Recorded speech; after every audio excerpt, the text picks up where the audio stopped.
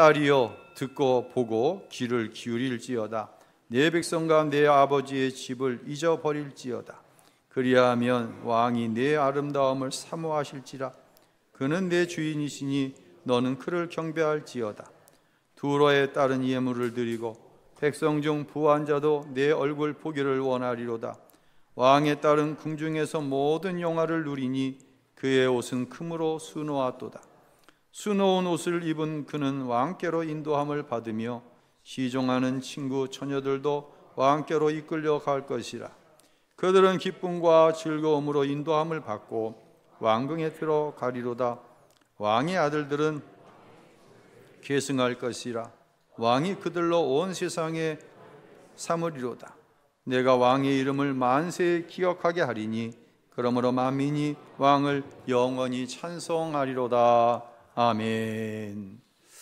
하나님의 크신 은혜와 평강이 하나님 앞에 나와 예배하는 사랑하는 모든 성도들을 위해 함께 하시기를 간절히 축원합니다.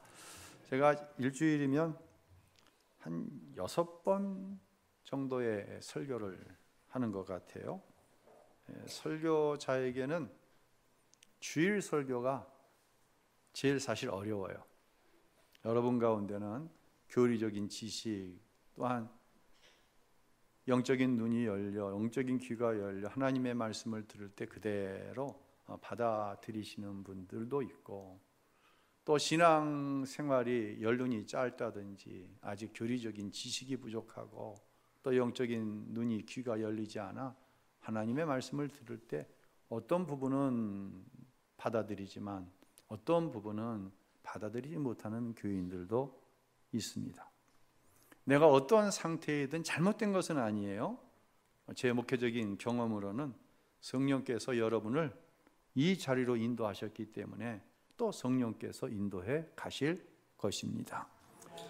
구약 성경은 우리를 죄와 어둠의 권세에서 구원해 내실 메시아를 기다리는 책이죠. 약속이죠. 신약 성경은 구약에 기다리던 그 메시아가 예수 그리스도이심을 증거하고 있고, 성령의 시대, 은혜의 시대에 사는 저와 여러분은 다시 오실 그리스도를 대망합니다. 오늘 본문은 왕이 나와요. 이 왕은 정의로운 사람이에요. 백성을 정의롭게 다스리고 모든 존경과 경배를 받는 존재로 기록이 돼요. 그분은 전쟁에서 용감하게 자기 백성들을 위하여 싸우실 뿐만 아니라 승리하시는 분입니다. 나라와 백성, 이 왕으로 인해서 평화를 누리며 살아가요. 그런 존귀한 왕이 신부를 맞이하는 화려하고 아름다운 혼인식에 대해서 오늘 성경은 기록을 하고 있습니다.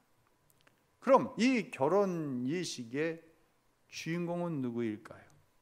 신랑은 왕 대신 그리스도를 이야기하고, 신부는 교회인 여러분 모두를 예표합니다. 주님께서 공중에 재림하실 때 이런 일이 일어날 겁니다. 먼저 예수를 믿다 죽었던 자들의 무덤의 문이 열려지고 그들의 몸이 영화로운 몸을 입고 공중으로 들려 올라가게 될 것입니다. 살아서 예수님의 재림을 본 성도들 역시 들려 올라가 공중에서 어떤 사건이 일어나냐면 어린 양 혼인잔치가 이루어지는데, 우리 예수님께서 신랑으로 여러분 모두가 순결한 신부로 서게 될 줄로 믿으시기를 바랍니다. 그런데 이런 70%는 그런데 30%는 그러면 이 땅에서는 우리는 어떤 신분으로 살아가요? 여러분은 이 땅에서는 어떤 신분으로 살아가요? 마찬가지로 그리스도의 신부로 살아가게 되는 것이죠. 주님과 온전한 연합을 통해 그리스도의 신부로 살아가는 거예요. 신분만 신부로 허락된 것이 아니라 신부의 신분에 걸맞는 온갖 하늘의 영적인 신령한 은혜를 우리는 힘입고 이 땅에서도 살아가는 거예요.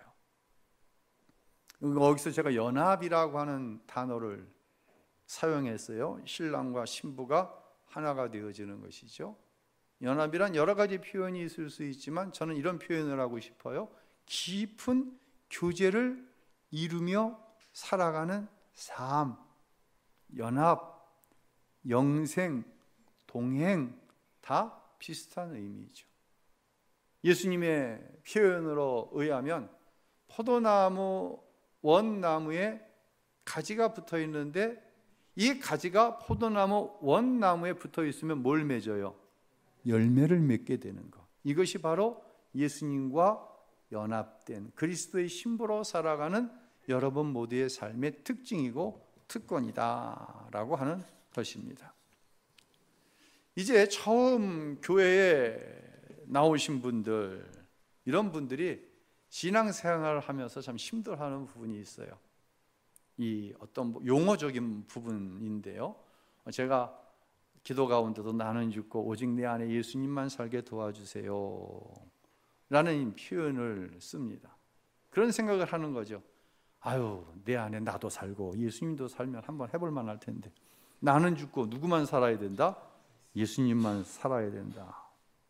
이 엄두가 나지 않는 거예요. 어떻게 내 안에 예수님만 살아요? 정말 그렇게 살 수 있나? 라고 하는 의구심도 든다고 하는 것이죠. 그런데 정말 내 안에 예수님만 살아도 문제야.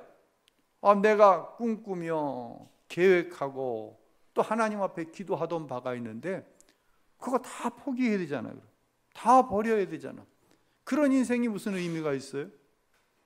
그러니 나도 살고 예수님도 살아야죠. 예수님의 왕이시다. 오늘은 이제 제목이, 설교의 제목이 나의 왕, 나의 하나님이잖아요. 예수님이 나의 왕이다. 그분의 통치 앞에 모든 걸 다 엎드려야 된다. 다른 말로 순복해야 된다. 그러면 사람을 로봇으로 만들어 갖고 하나님이 리모컨을 가지고 적당히 컨트롤하면서 다 그에 따라가게 만들지 뭐 하려고 자유의지를 주고 생각을 주고 마음을 주어서 이렇게 복잡하게 만들어? 또 이런 의문이 있을 수 있겠지요. 예수님이 나의 주인이라고 얘기합니다. 아니 내 것은 없고 다 주님의 것이래. 야, 이거 예수 제대로 믿었다가는 완전히 망하겠구나. 거리를 두는 거죠. 난 절대로 예수 제대로 안 믿어. 예수님이 내 삶의 주인이 되면 절대로 안 돼. 교회는 다니는데 예수님과 연합할 마음은 없는 거죠. 이것은 내가 아직도 육체의 생각을 가지고 신앙생활을 하기 때문에 이런 문제가 발생을 합니다. 내 안에 성령님이 오시면 아주 자연스럽게 주님이 나의 신랑이 되시고 왕 대신 주님의 통치를 기뻐하게 되고 내 삶 전체의 주인이 예수님이 되실 때 누리는 자유함, 그 축복을 누리게 되어지는 것이죠. 그래도 이런 질문을 해요. 그래도 눈에 보이지도 않고 아직 경험해 보지도 않은 것을 어떻게 무조건 믿습니까? 어떻게 그런 눈에 보이지 않는 영적인 세상을 믿을 수 있습니까? 또 이렇게 말할 수 있는 분들이 이 자리에도 계실 것입니다. 제가 여러분 모두에게 한번 물을게요. 세상에 속한 것, 흔히 이야기하는 눈에 보이는 것, 영적인 것은 눈에 보이지 않으니 믿지 못하는데 눈에 보이는 세상의 것은 여러분이 얼마나 믿고 계신가요? 얼마나 제대로 알고 계신가요? 세상 나라는 도대체 얼마나 확실히 보증되어 있는 세상인가요? 제가 두 사람의 사회학자의 눈을 통해 우리가 공감할 수밖에 없는 눈에 보이는 세상의 나라에 대한 어떤 설명을 여러분들께 좀 드려볼게요. 먼저 20세기 1920년대에 태어나 2000년대에 죽은 유대인 출신인 폴란드의 사회학자 지그문트 바우만이라고 하는 사람이 사냥꾼의 시대라고 하는 글을 썼어요. 사냥꾼의 시대 좋아 보여요? 나빠 보여요? 좋지는 않게 보이죠. 그는 인류가 정원사의 시대를 지나 지금은 사냥꾼의 시대에 살고 있다라고 이야기를 합니다. 정원사의 시대는 뭐냐면요, 정원사가 자기 정원을 꾸미는 거예요. 저 담에는 덩굴이 있는 장미를 심고, 그 앞에는 봄에 피는 거, 여름에 피는 거, 가운데는 길을 내고 조그마한 분수도 만들고, 그 왼쪽으로는 가을에 피는 꽃, 겨울에 피는 꽃, 그리고 이쪽 담쟁이에는 또 담쟁이 넝쿨을 갖고 있는 장미를 심고, 이렇게 정원을 설계하듯 인생을 설계하며 살 수 있었던 시대가 있었다는 거예요. 그런데 이 정원사의 시대가 끝나고 21세기 지금은 사냥꾼의 시대가 됐다는 거예요.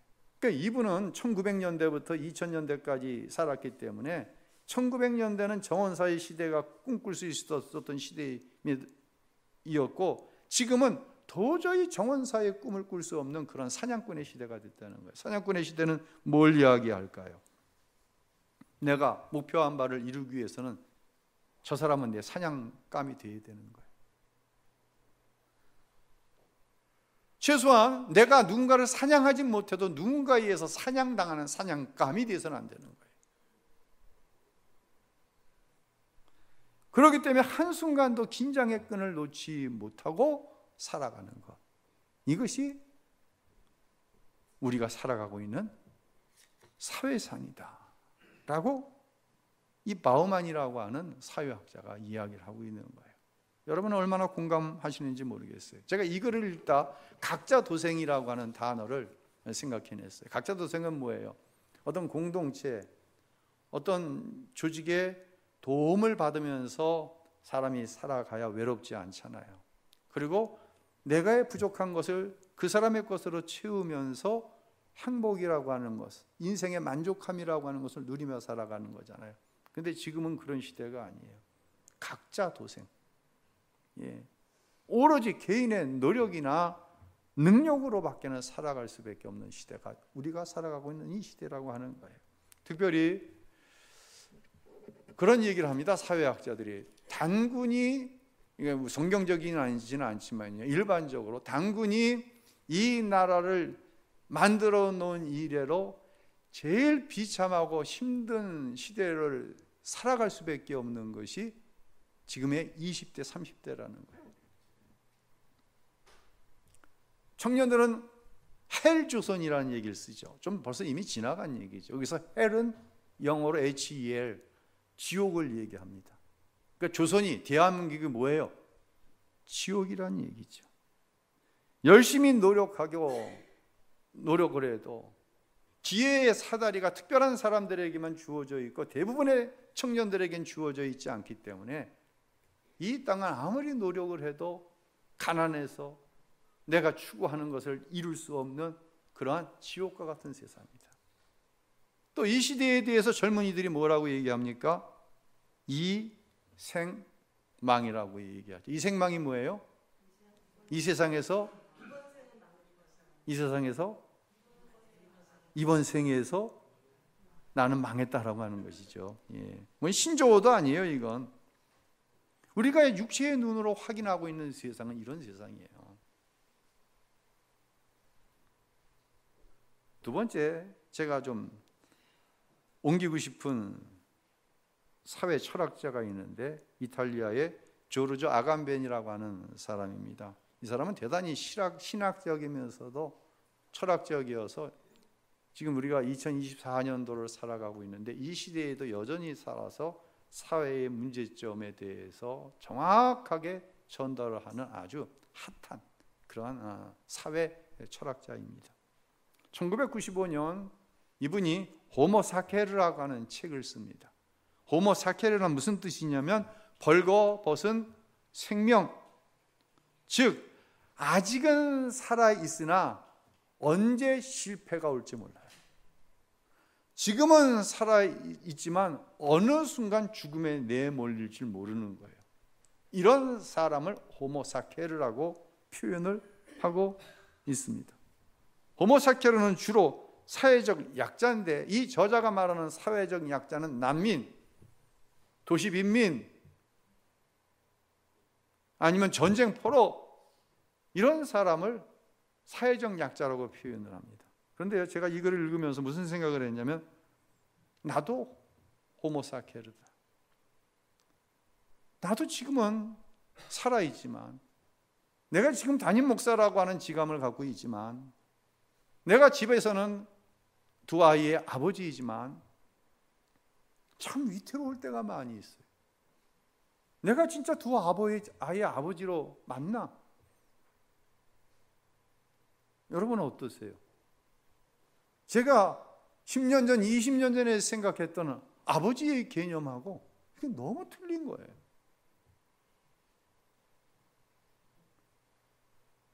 여러분은 어떻게 생각하세요? 나는 호모사케르, 나는 사회적 약자가 아닌가요? 아니에요. 여러분 가운데 누가 예외일 수 있겠어요? 권력을 가지면은요, 돈이 많으면은요, 제일 위태로운 사람이 최고 권력자예요. 지금 무슨 의미인 줄 알아요? 윤석열 대통령 보세요. 요즘에 그 사람보다 약자가 누가 있어요? 재벌 회장이요? 사진 하나 보여주세요. 여러분이 보실 때 오른쪽 사진은 삼성 이재용 회장이 파리 올림픽에서 우리 선수들이 의외의 큰 승리를 가졌잖아요. 그래서 파리 올림픽에 참석했던 선수단에게, 전 세계 선수단에게 삼성 핸드폰을 다 나눠줬잖아요. 뭐 갤럭시 뭐 폴더인가 뭔가 다 나눠줬어요.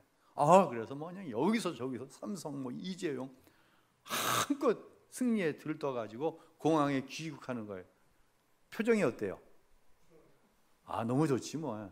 지금 뭐 할만해. 반대 왼쪽에, 여러분이 왼쪽에 있는 사진은 지금 삼성 주식 갖고 계신 분들 가운데 고민이 많을 거예요. 아마 여러분 표정을 보니까. 난 삼성 주식이 있는데 28일째 외국인이 순매도를 하고 있는데, 삼성 주식이 상장된 이래로 외국인이 계속 하루도 빼지 않고 매도를 한 게 25일이 최장이야. 근데 이걸 이미 넘어서서 28일째가 됐어요. 26일째 되는 날 데이터가 나왔는데, 삼성 주식이 26일 동안 외국인들이 얼마를 매도했냐면 11조 1,300억 원을 매도했어요. 팔아치워버린 거예요. 뭐 내게 아니니까 뭐 놀랄 것도 없고. 여러분, 눈으로 볼 수 있으니 짐작이 가능한가요?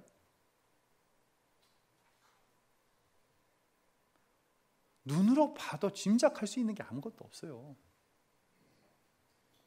제가 여러분을 이렇게 눈으로 뵙지만 내일 어떻게 될지 몰라요. 짐작이 안 돼요. 살아갈 방도가 분명하게 보이십니까? 안 보여요. 볼 수가 없어요. 이게 우리가 육체의 눈으로 보니까 볼 수 있고 믿을 수 있고 예측할 수 있고, 아니에요. 그렇지 않아요. 이제 저는 여러분에게 눈에 보이지 않지만 너무나도 구체적으로 우리가 경험할 수 있는 영적인 세계에 대해서 말씀을 드리려고 해요. 자, 이제 주님이 나의 왕이 되시면 우리가 주님과 연합된 삶을 살고 주님의 신부로 삶을 살게 된다. 어떻게 보면은 표현이 좀 상징적이죠. 그렇죠? 기뻐하며 살게 된다. 주님과 연합한 성도의 가장 커다란 특징은 기쁨이에요. 기뻐하며 살아가는 거예요. 왕의 통치로 인해서. 다른 말로 표현하면 순종하며 살아가게 되는 거예요. 다윗 우리가 잘 알죠. 또 시편에서 다윗에 대한 말씀을 많이 드렸죠. 다윗이 어느 날 다윗 왕궁을 완성을 시키고 보니까 자기는 그 화려한 왕궁에 사는데 하나님의 언약궤는 천막 안에, 텐트 안에 있는 거예요. 너무 죄송한 거예요, 하나님 앞에. 이런 마음을 다윗이 품습니다. 내가 하나님의 성전을 정말 좋게 건축해야 되겠다, 지어드려야 되겠다. 나단 선지자가 다윗 왕의 얘기를 듣고 왕이여 정말 훌륭한 생각을 하셨습니다.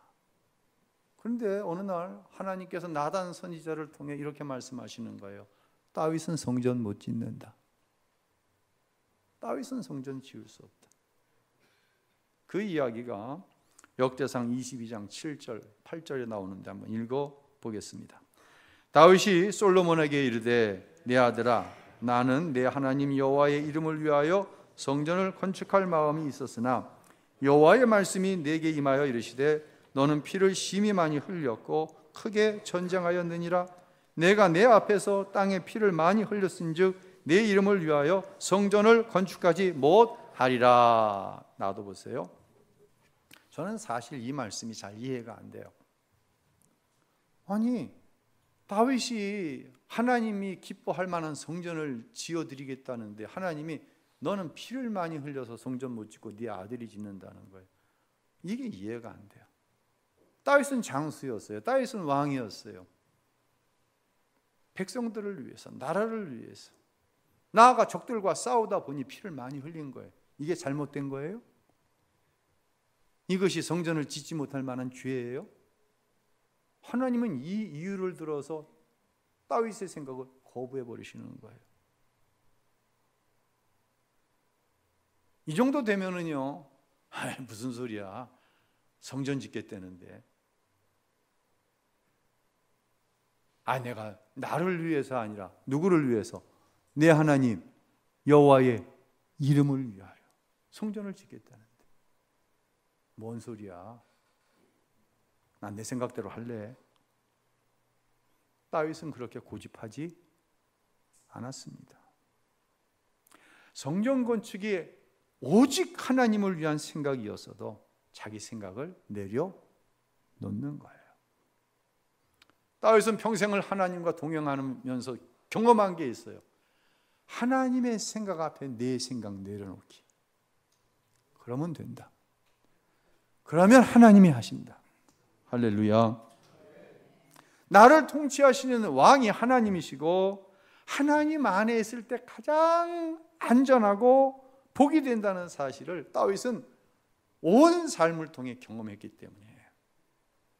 성전을 짓겠다고 하는 오직 하나님을 위한 생각도 스스로 꺾어내는 거예요. 여러분, 신앙생활을 하시면서요, 하나님의 말씀, 하나님의 생각 가위질하지 마세요.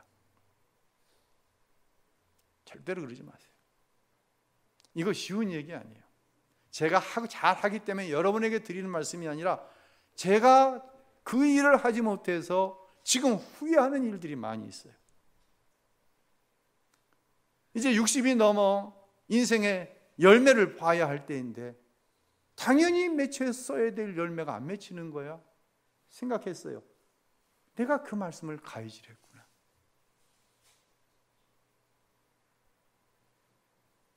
내 생각과 틀리다고 해서 하나님 말씀을 잘라내고, 이해가 안 된다고 잘라내고, 부담스럽다고 잘라내고,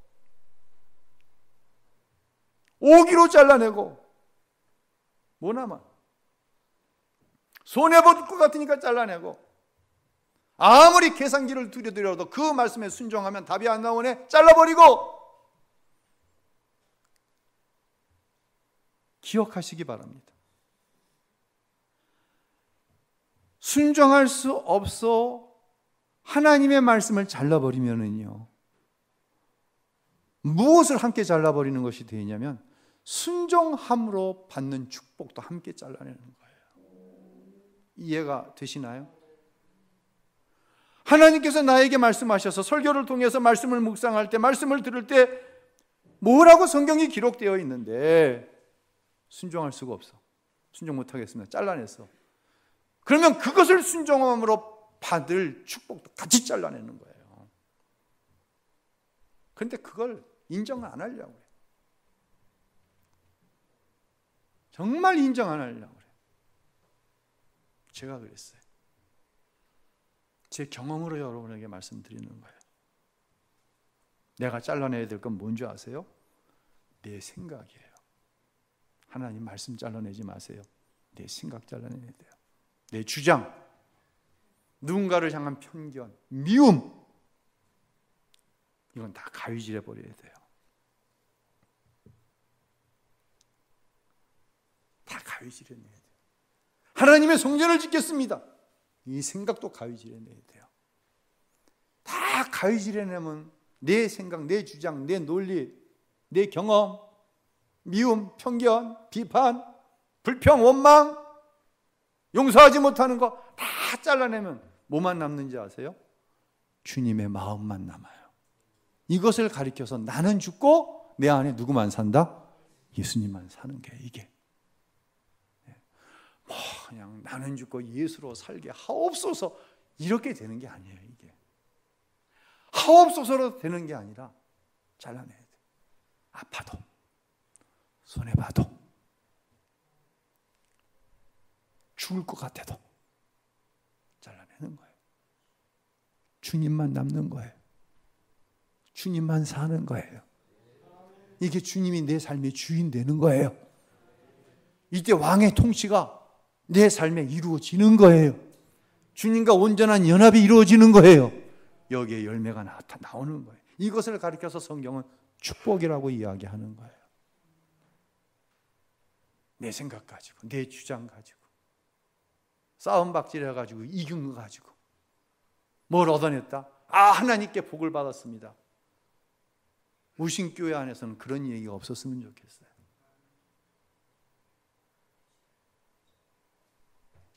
내 마음, 내 생각, 내 언어가 하나님의 통치 안에서 운영되어지는 것. 이때 주어지는 게 하나님의 평강이죠. 우리가 버려야 할 것. 이것에 대해서 오늘 보면 10절과 11절 이렇게 말씀합니다. 함께 읽겠습니다. 딸이여 듣고 보고 귀를 기울일지어다. 내 백성과 내 아버지의 집을 잊어버릴지어다. 그리하면 왕이 내 아름다움을 사모할지라. 그는 내 주인이시니 너는 그를 경배할지어다. 뭘 잊어버려요? 내 백성, 내 아버지 집. 즉 친정에서 익숙해졌던 문화, 생각, 가치관 다 잊어버리라는 거예요. 버리라는 거예요. 지금 내가 어디서 살고 있으니까? 왕궁에서. 무슨 신분으로? 왕의 신부로 살고 있는데 옛날 친정집에 살던 그것 가지고 왕궁에서 못 산다는 거예요. 버리라는 거예요. 성경에서 표현하면 옛사람 버리라는 거예요. 내가 나를 주인으로 삼고 살던 거 그거 버리라는 거예요. 그러면 왕궁에서의 삶을 누릴 수 있다라고 하나님께서는 시편 기자를 통해 우리에게 말씀해 주시는 거예요. 왕 되신 주님과 동행하는 축복을 누리며 살 수 있기를 예수님의 이름으로 축원합니다. 우리 교회에 축구 동아리가 있는데 청년들하고 남전도 회원들이 청년들 가운데 여자 청년들도 있어요. 여자 청년들도 우리 남자부 교인들하고 같이 공을 차는데 잘 찬대요. 네. 여기 손태원 집사님 축구팀이죠. 근데 우리보다 실력이 월등해갖고 전반전 10대 0으로 지금 지고 있어. 그럼 무슨 생각이 들까? 후반전 나가야 되는데 뛰기 싫지, 하기 싫지. 후반전 가면 전반전에 10대 0이니 후반전 산수로 하면 몇 대 0 나와? 이 계산이 안 나오지. 진짜 나가기 싫어. 이럴 때 무슨 얘기들 하잖아. 야, 우리 한 골이라도 넣자. 한 골이라도 넣자. 이게 뭡니까? 이게 한 골이라도 넣자. 그런데 이게 우리의 삶의 모습일 수 있어요. 가능성이 없어. 오늘 이만큼 졌는데 내일 생각하기가 싫어. 내일은 더 질 것 같아. 더 큰 스코어의 차이가 날 것 같아. 이게 우리의 삶이에요. 이 모습은요, 예수를 믿는 사람이나 안 믿는 사람이나 마찬가지. 5대 0, 10대 0. 예수 안 믿는 사람도, 예수 믿는 우리도 그럴 수 있어요. 그런데 왕 대신 주님의 통치를 받는 삶이 뭐가 다르냐? 야, 우리 한 골이라도 넣자. 그런데 갑자기 뒤에서 누가 우리 손태현 집사님의 등을 톡톡 치는 거야. 뒤를 돌아봤더니 등 넘바 7번이 서 있는 거야. 손태현 집사님 7번이 누구예요? 크게 얘기해도 돼. 손흥민이 서 있는 거야.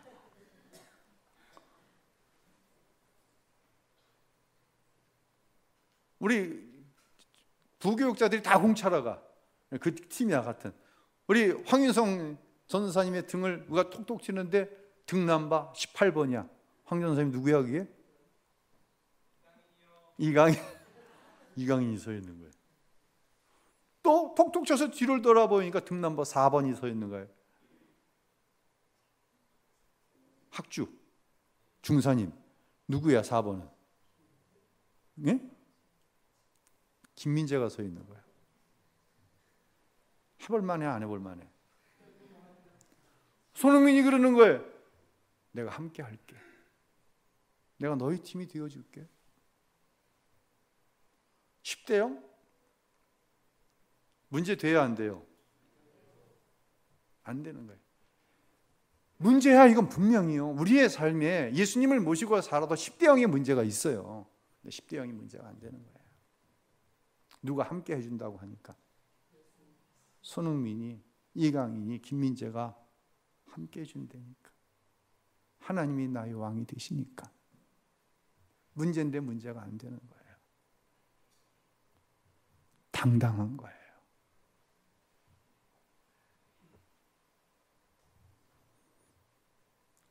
왕의 통치를 받는 거예요. 그 모습에 대해서 오늘 본문 마지막 15절로 17절에 이렇게 표현을 합니다. 우리 함께 읽겠습니다. 그들은 기뻐하고 즐거워하며 이끄는 대로 왕궁으로 들어갈 것입니다. 왕의 자녀들은 왕의 조상의 자리를 이어받고 왕께서 그들을 온 땅의 왕들로 삼을 것입니다. 내가 온 세대에 걸쳐 왕의 이름을 기억하게 할 것이니 그러므로 백성들이 영원토록 왕을 찬양할 것입니다. 여기서 그들은 나를 이야기하죠. 왕의 신부로 왕의 통치를 받으며 살아가는 나. 근데 나로만 끝나는 것이 아니라 하나님을 내 삶의 왕으로 삼고 내가 왕의 신부가 되었을 때 자연스럽게 자녀들이 출산이 되어집니다. 그럼 이 자녀들의 신부는 뭐예요? 왕인 거예요. 우리 자녀들이 하나님을 왕으로 기억하고 하나님을 기쁘시게 하는 왕의 백성으로 살아가게 될 것이다 라고 하나님은 우리에게 말씀해 주시는 거예요. 사랑하는 성도 여러분을 축복하고 싶습니다. 어렵습니다. 참 힘듭니다. 계속해서 제가 한 단어를 이야기하는 거예요. 구조적인 악 속에 살고 있어요. 이건 구조화된 악이야. 이길 수 없어요. 절대로 이기지 못합니다. 견뎌내야 되는 거예요. 내가 견디고 있을 때 왕 대신 주님이 내가 너와 함께 한다고 말씀하시는 거예요. 이 구조화된 악 속에 내 생각이 들어오죠. 이것은 말씀이 아니라 세상의 관념, 세상의 상식 가지고 살아야 돼. 근데 성령이 내 안에 오셔서 내 생각을 포기하게 하시고 어려운 가운데도 하나님의 말씀으로 살아 주님과 연합하게 하시네요. 그럼 열매가 맺혀지는 거예요. 이것이 바로 영적인 세계의 논리이지요. 육체의 눈을 열어본 그 세상이 확실합니까? 그 세상에 계산이 나옵니까? 아니면 영의 눈을 열어 성령께서 여러분에게 주시는 그 마음, 주님과 연합할 때, 주님이 내 삶의 왕이 될 때, 나를 통치하시고 나는 죽고 오직 예수님으로 살 때 어떤 게 답이 나오시나요? 여러분을 축복하는 것은 영의 눈을 열어 주님이 나와 함께 하심을 볼 수 있기를 예수님의 이름으로 축원합니다. 그때 우리가 사는 이 세상에서 우리는 왕의 신부로 승리하게 될 줄로 믿습니다. 그런 은혜의 역사가 사랑하는 모든 성도들 가운데 함께 하시기를 우리의 왕 되신 예수님의 이름으로 축원합니다.